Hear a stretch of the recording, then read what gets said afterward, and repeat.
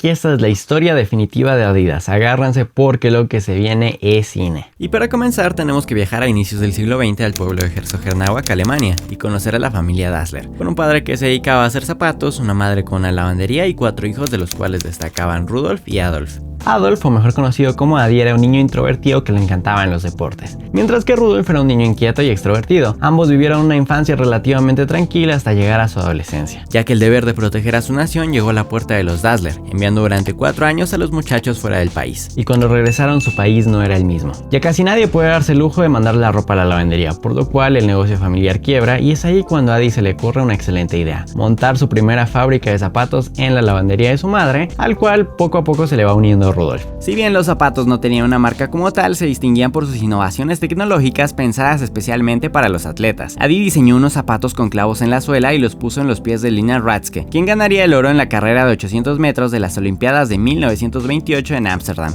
Y fue así como el mundo empezó a hablar de los zapatos de los hermanos Dassler, causando gran revuelo por los mismos. Para las Olimpiadas de 1936 ya ocuparían los pies de varios atletas, incluidos Jesse Owens, quien ganó 4 medallas de oro. Rudolf se encargaba de las relaciones públicas y las ventas, mientras que Adi era el maestro creativo detrás de todos los pares. Sin embargo, la pregunta de quién era el verdadero jefe poco a poco los hace chocar entre sí. Adolf contrae matrimonio con una joven llamada Kate, y poco tiempo después llega la parte 2 del conflicto mundial, en donde Rudolf es enviado a combatir y a Adi se le permite quedarse a dirigir su empresa. Claro que esto no le gustó nada a Rudolf, pues su liderazgo era puesto en duda o anulado prácticamente. Mientras Adi dirige la empresa, Rudolf cae prisionero, y ahí se mantiene hasta que finaliza la guerra y Estados Unidos llega a Alemania a emitir varios juicios. Incluso cuentan las malas lenguas que Rudolf creyó que su hermano fue quien estuvo detrás de esto. La tensión entre los hermanos Dassler fue aumentando hasta que finalmente Rudolf traicionaría a su hermano, metiéndolo en serios problemas y firmando una rivalidad que nunca terminaría. Y es que su acusación no fue cualquier cosa. Rudolf testifica contra Adi y lo acusa de haber hecho armas para los nazis. Gracias a algunos testimonios y a la falta de pruebas, esto no pasó a mayores, y los norteamericanos se olvidarían de ello, pero a los hermanos Dassler nunca se les olvidaría este conflicto. Finalmente deciden separar la empresa. Los vendedores se van con Rudolf, mientras que los artesanos se van con Adi, dando pie al periodo independiente de cada uno. Y comienza con Adi fundando la marca a la par de que Rudolf fundaba Puma,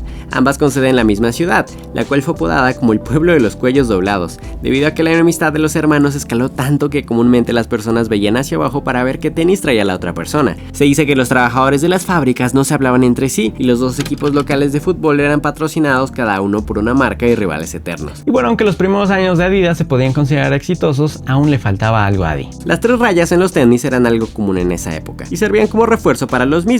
Sin embargo, una marca llamada Carhu había registrado este diseño. Cuenta la leyenda que Adi compró la marca por solo 1.600 euros, y fue así como se volvió Adidas la marca de las 3 rayas. Y fue así como consiguió lo que toda marca necesita: una identidad. Hay decisiones en la vida que cambiarán completamente el rumbo de algo, y para Rudolf llegó a principios de los 50, cuando el entrenador de la selección alemana, Sepp Herber, buscó en él un patrocinio para sus jugadores. Rudolf vio esto como una pérdida de dinero, y dijo que no, y Sepp hizo lo que cualquiera haría: buscar a la competencia. Así que las 3 franjas fueron al mundial. Tras una excelente campaña llegó la final del mundial de 1954, en Berna, Hungría contra Alemania. Todos los pronósticos en contra del equipo, capitaneado por el alemán Ferenc Puskás. Desde lejos, Adi Dassler y el entrenador Sepp Herber miraban al cielo deseando que lloviera, pero ni una sola nube se asomó hasta que, de manera sorpresiva, cuando el árbitro pitó el inicio, las primeras gotas cayeron al campo. Una sonrisa se iluminó en el rostro del fundador de Adidas, pues estaba a punto de probar su nuevo invento: los tacos ajustables. Si el terreno estaba seco, los tacos se dejaban cortos, pero si el pasto se volvía lodoso, estos se alargaban, logrando una mayor tracción, y cuando el campo se volvió un pantano, el encuentro iba 2-2. Sepp no dudó en dar la orden: Adi, atornilla los tacos. Y fue así como el conjunto alemán logró contener al equipo húngaro hasta que 6 minutos antes del final, el balón llegó a los tenis con 3 rayas de Helmut Rahn para marcar el gol decisivo que le daría la victoria a Alemania. Las calles se llenaron de felicidad y el rostro de Adi quedó inmortalizado en la foto del campeonato.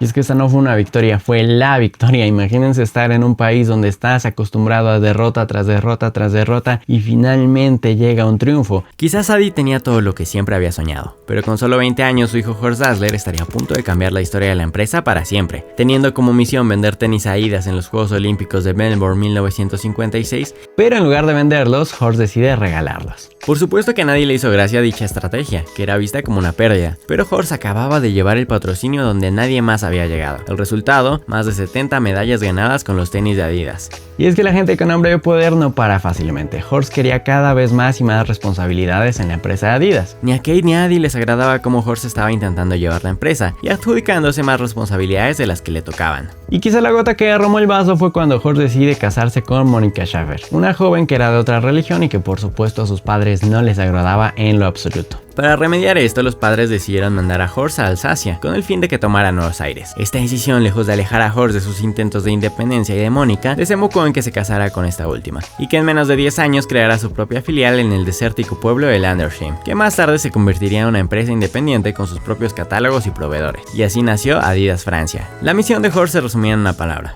expandir. Y para ello su primera misión fue crear balones de Adidas. Y es que no se detuvo ahí Horst, se dio cuenta de algo. Los tenis salían muy poco tiempo en pantalla, entonces el hijo de Adi pensó en introducir la ropa a la marca. Esto les daría mayor presencia y ampliarían su público. Así que llegó muy emocionado a presentarle la idea: mira papá, la ropa tal, y su padre le dijo un rotundo no. Y es que bueno, tenía una personalidad muy diferente. Mientras Horst era un adicto al trabajo que quería expandir, Adi simplemente quería hacer más tenis y perfeccionarlos. Tras múltiples discusiones, finalmente su padre aceptaría, llegando a los icónicos conjuntos deportivos que prevalecen hoy en día a los Juegos de México 68. Repitiendo la estrategia de Melbourne, Adidas arrasó en los Juegos Olímpicos contando con un 80% de atletas portando su marca, dejando atrás a Puma y a la recién creada Nike. Y es que para ese tiempo Nike era una hormiga junto a Adidas, pero créanme que más tarde sería un gran problema para la empresa de las tres franjas. Pero para esta década Adidas solo cosechaba éxitos, naciendo los Samba, los Azteca Gold, que fueron un icono en México 68, los Diacel y por supuesto los Superstar. Y es que en ese tiempo Adidas Francia desarrollaba cosas nunca antes vistas. Combinaba el deporte con la moda y creaba cosas como los Superstar, quizá el par más icónico que vimos en este tiempo. Y si quieren saber más de los tenis Superstar, les dejo acá abajo el tenis que son cine que habla de ellos. Con la llegada de los años 70, Adidas se fue metiendo poco a poco en el mundo de la moda. Para 1972 el icónico trifolio veía la luz, una abstracción de la antorcha olímpica con 3 rayas que sería el nuevo logo de la compañía. Siendo estrenado el icónico trifolio en los Juegos de Múnich 1972. Y para 1975 Horst Dassler decide darle vida a un par casi tan olvidado como el tenista que le daba nombre a los tenis. Los Robert Highlett tenían un gran diseño, sin embargo el tenista estaba a nada de retirarse. Y fue así como los Robert Highlett se convirtieron en los Stan Smith, un tenista tan serio como efectivo en ese tiempo, que aceptó la oferta del patrocinio de Horst. Adidas tenía importantes patrocinios en los Juegos Olímpicos, sin embargo estos eran cada 4 años, y ningún deporte era tan popular como lo era el fútbol. Además de que este deporte se llevaba a cabo durante todo el año con los clubes. Y quizá en ningún país el fútbol de clubes era tan popular como en España, teniendo equipos como el Real Madrid que pronto, al igual que otros clubes, llevarían el trifolio en su pecho. Y sin duda esto fue un gran acierto para Horst. Pero mientras su hijo no paraba de codearse con famosos y estrellas del deporte, Adi Dassler apenas salía de su casa y muchas veces negaba ser la leyenda que todos conocían. Su obsesión por hacer tenis cada vez más perfectos lo llevó a patentar más de 700 pares que guarda en su bodega, que muchos años después serían desempolvados por 2 americanos para salvar la compañía. Pero en 1978 Adidas estaba muy lejos de ser lo que Adi creó en la lavandería de su madre. Y la historia de Adi terminó el 6 de septiembre. Su cuerpo fue enterrado bajo una sencilla lápida en el cementerio de Herzogenaurach, en el punto más alejado de donde descansaba su hermano Rudolf. Y no les voy a mentir, se me salió una lágrima cuando estaba leyendo esta parte. Con Adi pasando a mejor vida, Kate Dassler quedó al mando. Horst seguía en lo suyo y sus hermanas se encargaban de diferentes partes cada una. Pero al otro lado del continente una empresa se fortalecía cada vez más. Esto no era como la rivalidad con Puma, esto sería algo mucho más grande. Y es casi irónico que Horst se va del pueblo por órdenes de sus padres y tiene que regresar cuando ambos fallecen, ya que su madre Kate fallecería en 1984 dejando al mando a su único hijo varón. Y si los 70s habían sido una gran época para Adidas, los 80s eran todo lo contrario. La marca de Phil Knight ya dominaba el mercado norteamericano y se expandía a lo grande. A diferencia de Adidas, que tenía fábricas propias, Nike mandaba su producción al Extremo Oriente, lo que le daba más dinero para producción, publicidad, para desplazar a Adidas. Pero el mayor golpe de Nike llegó en 1985. La influencia de Adidas era tal que para el joven promesa de la Universidad de Carolina del Norte no parecía haber otra marca que le gustara tanto. Sin embargo, cuando Jordan se empezaba a convertir en leyenda, Nike le ofreció $2.5 millones más regalías y un calzado con su propio nombre. Frente a los $100,000 que las tres franjas le ofrecieron, Mike cambió de opinión, y el resto es historia. Y es que este no fue un patrocinio cualquiera, fue el patrocinio. Ni los Stan Smith, ni los Chuck Taylor, ni ningún otro par se comparaba a lo que había significado los Air Jordan para ese momento y que cambiaría para siempre la historia del deporte y de la moda. La estrategia de regalar uniformes y tenis a los equipos de fútbol ya no era suficiente, Nike lo había cambiado todo, y los futbolistas ahora sabían el poder que tenía su imagen. Empezaron a comercializarla y esto solo era uno de los muchos problemas que tenía la marca. Y claro que Horst intentó remediar la situación, pero desgraciadamente la vida ya no le alcanzaría. Con tan solo 50 años, Horst cayó enfermo y nunca se pudo recuperar. Su adicción al trabajo parecía pasarle factura. Irónicamente, ni así dejaba de trabajar en el hospital, hasta que el 9 de abril su corazón se detuvo. Y tan pronto se expandió el rumor, las lágrimas caían en los pasillos de las sucursales de Adidas, pues no habían perdido solo un jefe, sino un líder, un amigo y un mentor incluso. Dice que con la muerte de Horst, Adidas estaba en su peor crisis. Ya no solo competía con Nike, la marca de Reebok los había mandado al tercer lugar en el mercado norteamericano. La situación era peor de lo que se imaginaba. Adidas tenía un montón de deudas, sus costos de producción eran altísimos y las hermanas de hijos de Horst no parecían llevarse muy bien entre sí ni tener el carácter para dirigir la empresa. Hay tres tipos de personas: los que hacen que ocurran las cosas, los que se preguntan por qué ocurren las cosas y los que ni se enteran de por qué ocurren las cosas.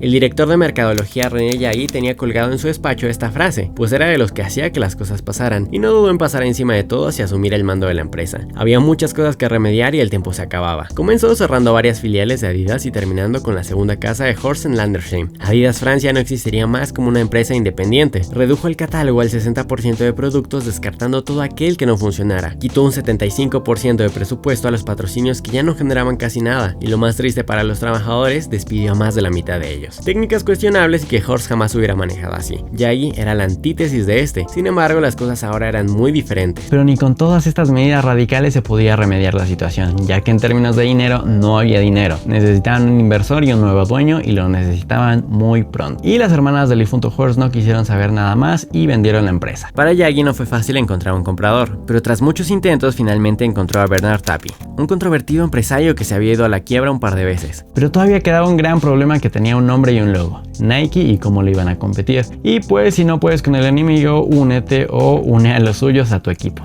Rob Strasser y Peter Moore habían trabajado con Nike hasta que tuvieron un conflicto, y no dudaron en tomar la oferta del entonces director René Yagui, y se unieron a la empresa. El primero se había encargado del marketing en la marca americana, y el segundo era el mismísimo diseñador de los legendarios Jordan 1. Lo primero que hicieron al unirse a la marca alemana fue visitar Herzogenaurach para encontrar la bodega del difunto Adolf Dassler, con un montón de prototipos que Nike hubiera hecho lo que sea por tener, y así fue como encontraron la solución. Había que volver a la raíz. Adidas tenía una gran historia. Nike podía sacar todos los Air que quisieran, pero jamás podrían sacar algo como Equipment.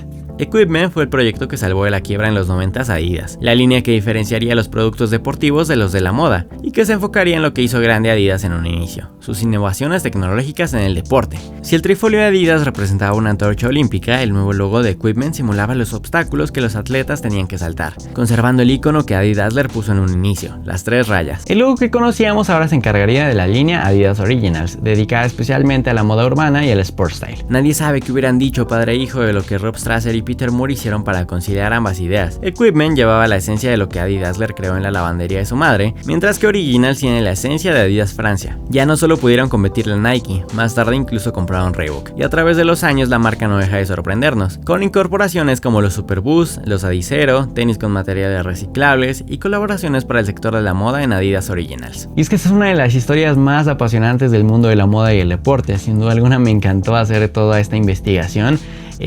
Pues no sé qué opinan ustedes. A mí me parece que fue una historia llena de drama, de pasión, de amor, desamor. Y bueno, tiene de absolutamente todo. Entonces pues si les ha gustado denle like. La verdad es que yo había visto esta historia en diferentes partes, pero de maneras muy superficiales o de maneras muy aburridas, y bueno, pues por eso decidí hacer este video. Espero que les haya gustado, y si es así, por favor háganmelo saber en los comentarios, compartan con sus amigos y también comenten de qué otra marca quieren que veamos su historia. Yo soy Isaac y nos vemos en la próxima.